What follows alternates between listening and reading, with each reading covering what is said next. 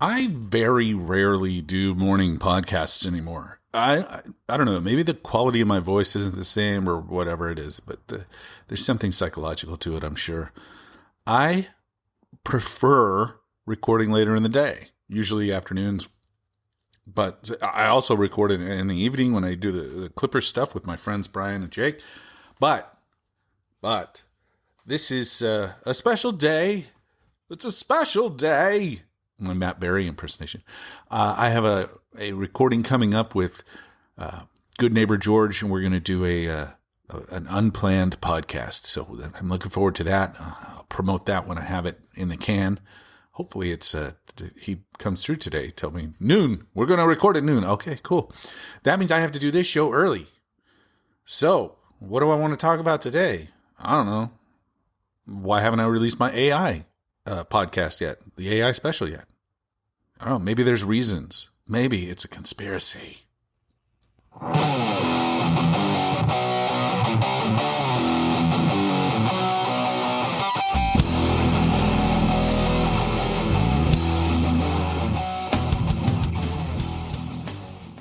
Welcome back to Trent Takes On 2.0. I'm the Trent from the title of the show. And no, this is not the artificial intelligence special. That's still coming. There's been more things that have happened this week that make me like, what the hell? Like the military, United States military, the Department of Defense making a huge investment in Grok, the artificial intelligence designed by the Musk team for use on X and apparently in other ways too. Anyway, we're going to put Mecha Hitler in all of our Department of Defense computers, I guess. I don't know. So we'll talk about that later because that's too much for me. That's too much. When I heard about that, I got and then there was some other personal stuff that happened this week related to AI that I'll have to bring up anyway, my goodness.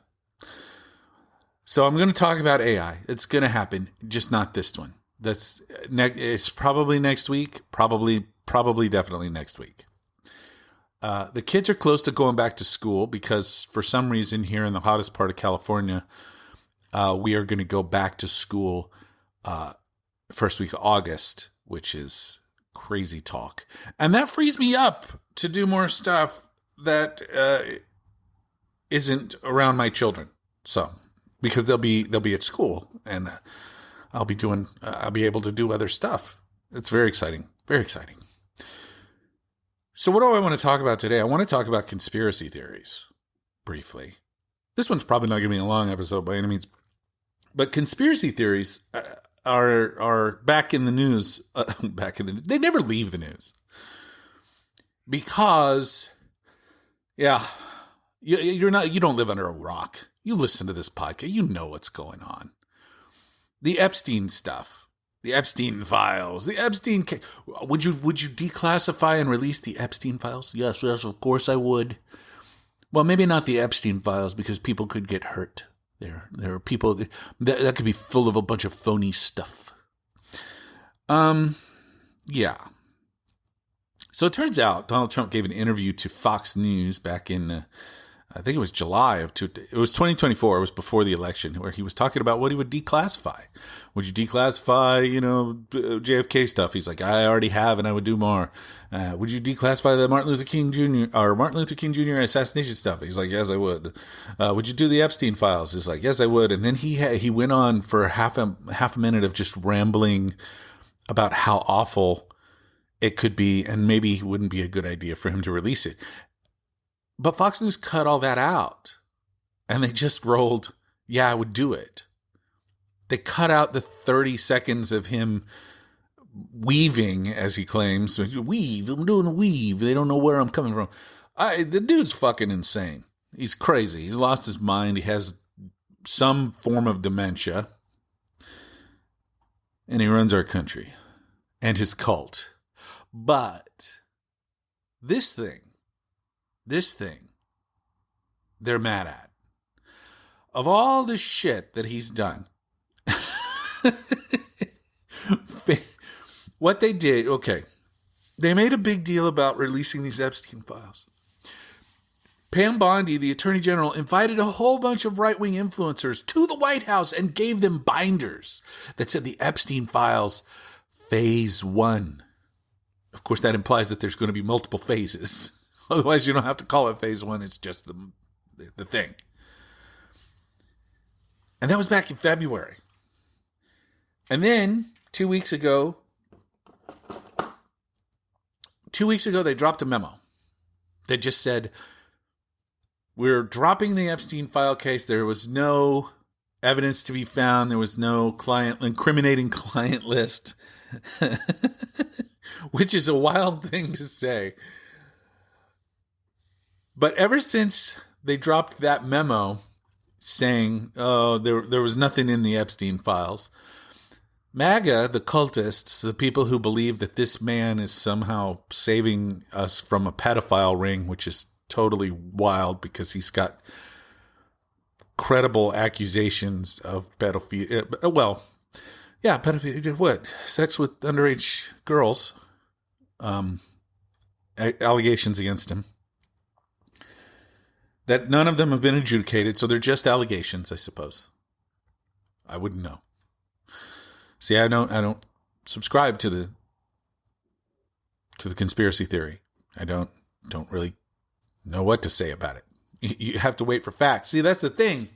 That's what I want to talk about. That what makes a conspiracy theory a conspiracy, and how do you prove it or not prove it? And when you run on something like that, if you run on this promise to deliver some piece of this conspiracy, and then you successfully win, how do you prove the negative? How do you get away from that promise without fulfilling it when you discover, well, the conspiracy was nonsense? Or if you've discovered that the conspiracy was true, but it wasn't affecting the people that everybody thought it was. So that's the thing. There's this belief among MAGA that this Epstein pedophilia ring, this child trafficking, child sex trafficking, it's so horrible stuff. This is awful shit. And there were hundreds, if not thousands, of victims of these crimes. Epstein got a sweetheart deal from a guy named Robert Acosta, who was the federal prosecutor in the section of Florida where they were going to bring this case. And he got a sweetheart deal for this. Basically, it's hard to explain exactly what happened. But this guy, who was appointed by some dude named Donald Trump, gave Epstein a sweetheart deal. And then the state of New York said, no, bring his ass up here. And the feds wouldn't turn him over. And then he committed suicide in his cell. That's the claim. That under federal incarceration, he hung himself in his cell. And taking with him to the grave all of the information about his crimes. This was in 2019. Who was president in 2019? It was Donald Trump. Who was the attorney general in 2019? It was Bill Barr. And they said, nothing to see here. The guard was asleep or some nonsense. I don't even remember what it was. But this thing is just, it's madness. Because this guy just ran on in 2024. There's a file of all of Epstein's crimes and all of the people who were complicit and all of the people who participated in it with him. There's this file called the Epstein file. These files, multiple files, these files are going to be released once I get into power. Bongino, who's the deputy FBI director, Kash Patel, who's the FBI director, Pam Bondi, who's the attorney general, they all ran on releasing this information. They all were Trump surrogates saying we're going to release this because they were positive that this information would implicate the elites, these evil, and in their minds, democratic people, rich people who were breaking the law, and child sex trafficking. Now, I don't know if anybody else has noticed, but the party that predominantly rich people are a part of is the one that takes care of them, which is the Republican Party, not the one that wants to tax them, which is the Democratic Party. But MAGA believes this shit. MAGA believes that Donald Trump is going to expose this pedophilia ring, even though it's pretty well documented that he was friends with Epstein for years. Like 15 years, they were photographed all the time together. Donald Trump himself appears in the flight logs of the Epstein plane 7 times, and that's just in the little tiny amount of flight logs that have been made public. Donald Trump has been found liable for sexual assault in the state of New York in the E. Jean Carroll case. I don't know, man. There have been allegations against this guy. Oh, and then there's the Access Hollywood tape where he talks about sexual assault, joking about it, and he's saying you get to get away with it if you're rich because they let you do it. That came out in 2016, right before the election. Should have been a deal breaker. Should have been the end of it. But MAGA didn't put together the 2 and 2 that the guy who is he's been found liable for sexual assault. He's been accused many, many times, credibly accused many, many times by many. Well, hold on.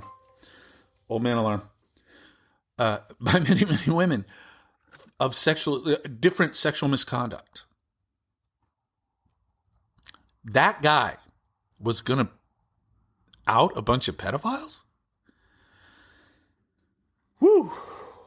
So now they're turning on him. They're turning on him because it turns out this conspiracy wasn't true in the way that they thought it was, which is why it's a conspiracy. It's made up. It doesn't have any backing. It's like the people who believe that the moon landing was fake. Like, oh, they shot all that on a soundstage. That was all wires that made it look like they were jumping around. I mean, all right. They said that with no evidence, and people still believe it. There are people who still believe that there was no real moon landings. It's crazy, but whatever. It's more impressive that they did all that with slide rules instead of computers, but whatever. 6 wasn't half done the other. Conspiracies are dangerous. Like, they said that that the Democrats, Hillary Clinton and company, were running a pedophilia ring out of the basement of a pizza parlor in Washington, D.C. That was a real conspiracy theory. It was the Comet Pizza Parlor in Washington, D.C., and some guy showed up with a long rifle and demanded to get into the basement so that he could break up this ring. He was arrested, of course. There is no basement. There was no basement in the building. That's how dumb this is. But when you say that, there's no basement in that building, the conspiracy theorists say, well, that's what you say. See, it's so hard to prove these negatives, to prove these things are not real, because they just keep saying you're covering it up, you're covering it up, you're covering it up. And the problem that the Trump regime and Pam Bondi and Kash Patel and Dan Bongino have now is that all of their credibility is wrapped up in this conspiracy theory that they can't prove. And now they're in a position where they're supposed to be able to prove it. And they've said time and time again that this was their biggest priority, or among the top priorities. Now, this thing, compared to all the other shit, I'm not talking about the actual crimes, the Epstein crimes and stuff. I'm talking about the conspiracy theory around them and releasing this information to the public. This information release and the failure to do so is so small in comparison to the real horrors that this regime is inflicting daily. Still. The ICE raids continue. Lawlessness continues. Incarcerations continue for no reason. people are being held without due process until they sign papers to deport themselves. That's the plan. And it costs a fortune. It costs a fortune that they have funneled from other places to make happen. Now they finally got their big funding bill through, so they actually have the budget to do it now. Following the budget to do it now. It doesn't make it good. These deportations are not popular. What he's doing with the economy, the tariffs that he's inflicting on people because we're in an economic emergency. That's the reasoning behind it. We were fine before you started fucking around with tariffs, you dumbass. See, that's the thing. He's doing so much damage, and none of that broke through. None of that broke the MAGA bubble. None of it. None of it. When the economy started to downturn, he just blamed Biden. This is the Biden economy. The good parts are mine, the bad stuff is Biden's. No, son, you own it all. You own it all. If you're going to blame the last guy for everything, then you now catch the blame for everything. That's how it works. You don't get to change the rules midstream. And they continue to do it, and he continues to do that. That's his plan. So now his defense of we're not releasing the Epstein files is that they're fake. They're fake. They were made up by anyone?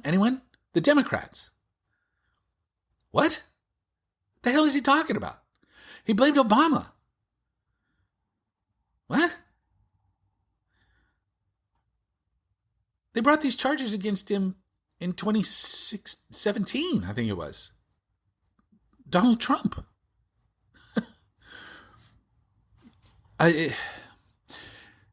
They just keep trying to say that it's somebody else's fault. But here's the deal. Your followers believe that the buck stops here. Your followers believed you when you said you would expose the deep state. And when you fail to do that, because there is no deep state, do you know what that makes you? The deep state. It makes you the masters of the cover-up. And that's what they've discovered. You cannot run for power by convincing people that a conspiracy is real, then get that power, and then turn around and say the conspiracy is not real. Because they don't believe you. And that's what MAGA's doing right now. We don't believe you. And now they're finally putting two and two together that maybe the 79-year-old sex offender was part of the criminal cabal? Yeah, maybe. The guy who was Epstein's friend for 15 years.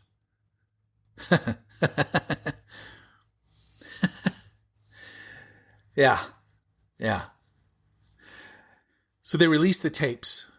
They released the tapes that they say prove that Jeffrey Epstein killed himself. Only they don't contain footage of his actual cell door, just the hallway that it's in. They don't have any footage of what happened inside. And for some reason, there's a minute missing. Only when you look at the metadata from the actual video, there's 2 minutes and 53 seconds missing. And that the video that they gave was spliced together from two completely different videos. Well, isn't that special? Church lady. I'm just going to go out on a limb here and say that the conspiracy theorists are going to look at this and go, well, that smacks of cover-up. So last night, they decided that they're going to release the grand jury testimony, whatever they could, whatever the judges would allow them to do, which is what? That's not what people want. That's not what your followers want to see. They want to see the evidence, not the testimony of people who came before the grand jury. Now, if they can see the evidence that was permitted to the grand jury, that'd be different, wouldn't it? But no. They're trying to distract again. And honestly, I don't think it's going to work. Because the thing about conspiracy theorists is they're tenacious. They don't quit. They don't get discouraged. They don't fall for distraction. They don't fall for distraction. They don't get sidetracked. They stick with the conspiracy. And now you've been trying to cover it up for 2 weeks, and you look more and more guilty every time you say, I don't want to talk about that anymore, which is what he keeps saying. This is the worst way to handle this. Unless you're all over it. Unless he stars in the Epstein files. In that case, what he's doing makes, sense. Not that much of anything that he does makes sense. It's just not going to work.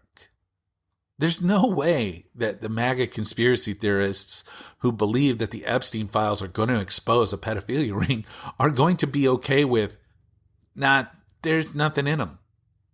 They're not going to be okay with that. They're just not. They refuse to let it go. With good reason, you kept promising, you kept building this up for years that this is what it was going to be. Whew. Boy. And then, just a couple nights ago, they fired the prosecutor who prosecuted the case against Epstein and Ghislaine Maxwell, his co-conspirator who got sentenced to 20 years in prison. She's found guilty. Same prosecutor that did the recent Diddy case. So, her name's Maureen Comey. Daughter of James. She was a career prosecutor. She'd been working for that office in New York for the last decade, 10 years. And they reached down and they fired her without cause, citing only Article 2 power, that the president gets to fire whoever he wants inside the executive branch. That's the claim that they make all the time now. This is what we get to do, whatever we want because we're kings. The Mad King is the Mad King. And what he says goes. Yeah, that's where we are. We just fire people because they're inconvenient. We just break laws because they're in the way. We do what we want to do because we're all powerful. There's no one holding us to account. And that is what it's all about. Even the conspiracy theory nonsense. What they're demanding, what MAGA wants, is accountability. They want accountability, and you're denying them that. Which is not a surprise to me, because the Trump regime does not believe in a true accountability. They don't believe in it. They want to fire who they want to fire. They want to prosecute who they want to prosecute. Laws and rules be damned. But the conspiracy theorists are not going to let you get away with that. You're going to lose their support because you've done the thing that they find absolutely deal-breaking. You have betrayed them. So, we'll see how it pans out. But honestly, it's not going away. This is going to prove to be an amazing amount of smoke and cover for all of the other shit that they do, because this is going to be all-consuming in the media. It's going to be all-consuming amongst his followers. It's going to be all-consuming because it's pretty salacious. Well, it's wildly salacious. But they continue to do absolutely fucking horrifying things while everyone's head's turned. And right now, we're all paying attention to the fact that the conspiracy theory is unraveling and the MAGA base is angry at him. Meanwhile, they've just rescinded $7.9 billion in funds from places like foreign aid, NPR, and public broadcasting support. I don't think it was 0.9. It ended up being like $7 billion and change. $7 billion in rescind. Basically, this is funds that were previously approved that they want to give back to the government. $7 billion, which in the scheme of what goes on in the federal government, this is basically a rounding error. They just voted to increase the debt by $4 trillion, at least, over the next 10 years. And they're going to pass, they already did, pass a rescission law. This hasn't happened since the 70s. And it's only happened one other time, and it was bipartisan. Everyone was on board with this. This is entirely driven by Republican grievance. And we're not even talking about the fact that they're fucking defunding National Public Radio and the public broadcasting system. And there are a lot of places in this country, rural places, where this is some of the only places you could go for information. And they're defunding it. It's not going to stop them. It's not going to stop NPR or PBS. It's not. They'll just become more public funded. In other words, they'll do more pledge drives. They'll find more donations from more people. They'll find a way to stay afloat. They'll make their cuts. They'll trim whatever they have to do, but they'll stay afloat. They'll keep broadcasting. They'll keep telling the truth. You can't stop them. That's the thing. You can't stop the truth. Oh, it's conspiracy theories coming back around.